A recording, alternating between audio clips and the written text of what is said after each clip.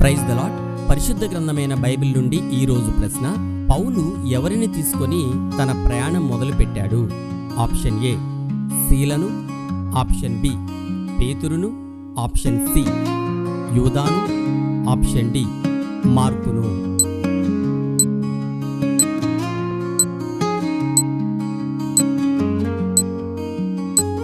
సరియైన జవాబు సీలను.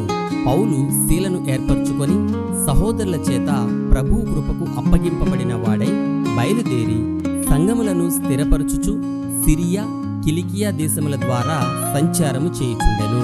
ఇది అపోస్తుల కార్యములు 15వ అధ్యాయము 40-41 వచనములలో వ్రాయబడి ఉన్నది. దేవుడు యథార్థవంతుడు, యెహోవా వాక్కు నిర్మలము, తన శరణుజొచ్చు వారికందరికీ ఆయన కేడెము. కీర్తనల గ్రంథము 18వ అధ్యాయము 30వ వచనం. Have a nice day.